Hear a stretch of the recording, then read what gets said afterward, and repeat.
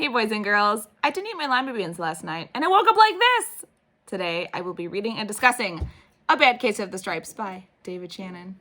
Camilla Cream loved lima beans, but she never ate them. All of her friends hated lima beans and she wanted to fit in. Camilla was always worried about what other people thought of her.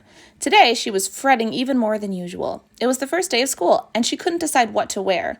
There were so many people to impress. She tried on 42 outfits, but none seemed quite right. She put on a pretty red dress and looked in the mirror. Then she screamed. Her mother ran into the room, and she screamed too. "Oh, my heavens!" she cried. "You're completely covered with stripes!" This was certainly true. Camilla was striped from head to toe. She looked like a rainbow. Mrs. Cream felt Camilla's forehead. "Do you feel all right?" she asked. "I feel fine," Camilla answered, "but just look at me." "You get back in bed this instant," her mother ordered. "You're not going to school today." Camilla was relieved. She didn't want to miss the first day of school, but she was afraid of what the other kids would say, and she had no idea what to wear with those crazy stripes. That afternoon, Dr. Bumble came to examine Camilla. "Most extraordinary!" he exclaimed. "I've never seen anything like it. Are you having any coughing, sneezing, runny nose, aches, pains, chills, hot flashes, dizziness, drowsiness, shortness of breath, or uncontrollable twitching?" "No," Camilla told him. "I feel fine." "Well, then," Dr. Bumble said, turning to Mrs. Cream, "I don't see any reason why she shouldn't go to school tomorrow. Here's some ointment that should help her clear up those stripes in a few days. If it doesn't, you know where to reach me." And off he went. The next day was a disaster. Everyone at school laughed at Camilla. They called her Camilla Crayon and Night of the Living Lollipop. She tried her best to act as if everything were normal. But when the class said the Pledge of Allegiance, her stripes turned red, white, and blue, and she broke out in stars. The other kids thought this was great. One yelled out, "Let's see some purple polka dots." Sure enough, Camilla turned all purple polka dotty. Someone else shouted, "Checkerboard!" and a pattern of squares covered her skin. Soon, everyone was calling out different shapes and colors, and poor Camilla was changing faster than you can change channels on a TV.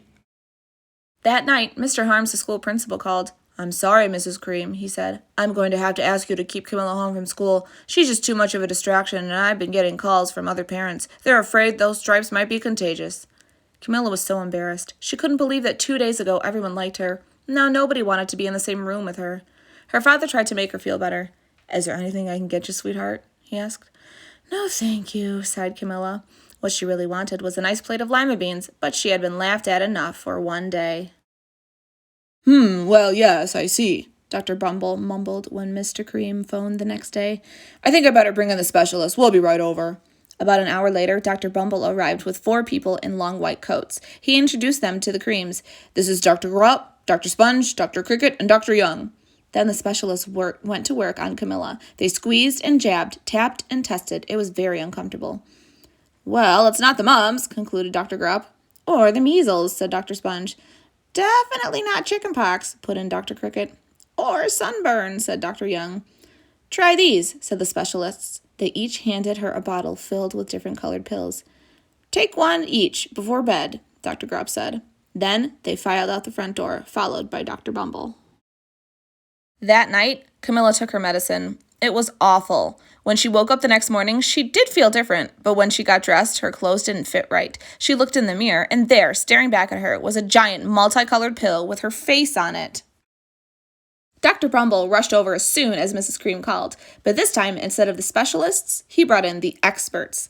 Dr. Gord and Mr. Mellon were the finest scientific minds in the land. Once again, Camilla was poked and prodded, looked at and listened to. The experts wrote down lots of numbers. Then they huddled together and whispered. Dr. Gord finally spoke.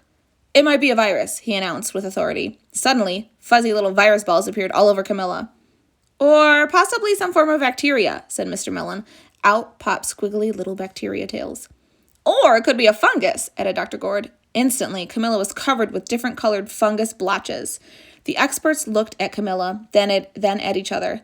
"We need to go over these numbers again. Be back at the lab," Dr. Gord explained. "We'll call you when we know something." But the experts didn't have a clue, much less a cure. By now, the TV news had found out about Camilla. Reporters from every channel were outside of her house, telling the story of the bizarre case of the incredible changing kid. Soon a huge crowd was camped out on the front lawn. The Creams were swamped with all kinds of remedies from psychologists, allergists, herbalists, nutritionists, psychics, an old medicine man, a guru, and even a veterinarian. Each so-called cure only added to poor Camilla's strange appearance until it was hard to even recognize her.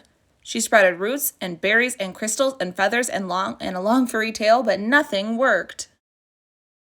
One day, a woman who called herself an environmental therapist claimed she could cure Camilla. "Close your eyes," she said. "Breathe deeply and become one with your room."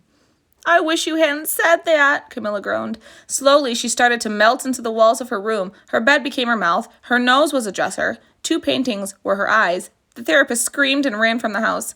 "What are we going to do?" cried Mrs. Cream. "It just keeps getting worse and worse." She began to sob.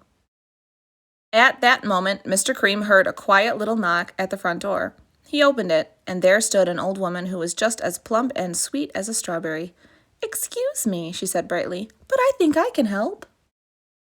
She went into Camilla's room and looked around. "My goodness," she said with a shake of her head. "What we have here is a bad case of stripes, one of the worst I've ever seen." She pulled a container of small green beans from her bag. "Here," she said, "these might do the trick." "Are those magic beans?" asked Mrs. Cream. "Oh, my, no," replied the old, kind woman. "There is no such thing. These are just plain old lima beans. I'll bet you'd like some, wouldn't you?" she asked Camilla. Camilla wanted a big, heaping plateful of lima beans more than just about anything, but she was still afraid to admit it. "Yuck," she said. "No one likes lima beans, especially me." "Oh, dear," the old woman said sadly. "I guess I was wrong about you." She put the beans back into her bag and started toward the door. Camilla watched the old woman walk away. Those beans would taste so good, and being laughed at for eating them was nothing compared to what she had been going through. She finally couldn't stand it. "Wait," she cried. "The truth is, I really love lima beans." "I thought so," the old woman said with a smile. She took a handful of beans and popped them into Camilla's mouth. "Mmm," said Camilla. Suddenly, the branches, feathers, and squiggly tails began to disappear. Then the whole room swirled around. When it was stopped, there stood Camilla, and everything was back to normal. "I'm cured!" she shouted. "Yes," said the old woman. "I knew the real you was in there somewhere." She patted Camilla on the head. Then she went outside and vanished into the crowd. Afterward, Camilla wasn't quite the same. Some of the kids at school said she was weird, but she didn't care a bit. She ate all the lima beans she wanted, and she never even had a touch of stripes again. Now let's talk about the book a little bit. So, what was the problem in the story?